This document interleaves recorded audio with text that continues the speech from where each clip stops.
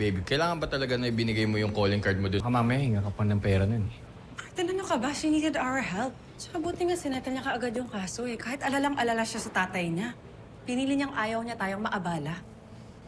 Okay, fine. Pero hindi ko pa rin talaga maintindihan yung mga taong tulad niya. I mean, why would you take your own life? Mukhang maayos naman yung anak niya. Martin, usually sa mga suicide cases, matagal nang may pinagdadaanan yung tao. Iba-iba tayo ng paraan ng mag-handle ng problema. Hindi natin alam, baka matagal nang depressed yung tatay, kaya yun yung naisip niyang logical solution sa problema niya. It's really hard to evaluate. Ay nako, I mean, for me, I think kung may problema ka, dapat harapin mo, huwag mong takasan. Taking your own life will never be the answer. Saka yun na nga lang yung paraan na naisip niya para matapos na lahat. At alam nating hindi madaling solusyon yun. Hindi madaling iwan mo yung mga mahal mo sa buhay. Actually, naiintindihan ko nga siya eh. Wait, huwag mo sabihin may suicidal tendencies ka. Hindi. I meant naiintindihan ko siya kasi mahirap nga talagang iwan yung mahal mo. Kaya nga nandito ako, di ba? Kahit ang dami natin pinagdadaanan, I'm here. For better or for worse.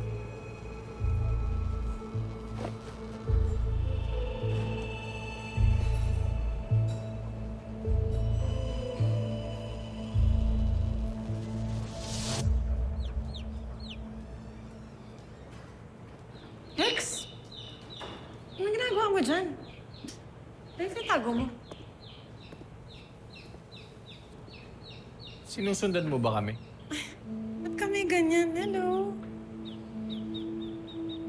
Ano? Ba't natameme ka? Tameme?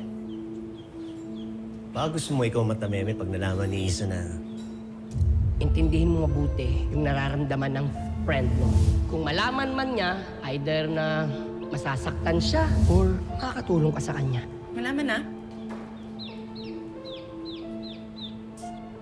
may bago tayong kaso. Isabong. Nantay ka na sa taas ng grupo eh. Ah, kaya kami ganyan. Hello? Ba't parang may sabong na nangyari dito? Nagkakaasaran lang, tita. Martin, kanina pa hinahanap ni Director Gaston. Yes, Tita Glo. Nagkausap na po kami. Papunta na ako sa opisina niya. Isa, mag-iingat ka sa kriminal na yan, ha? Kriminal? At least ako, kahit kriminal, marunong ako magpahalaga sa mga mahal ko.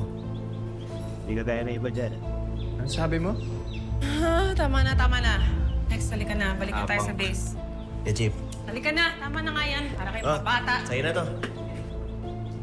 Mahilig ka naman sa chicks eh.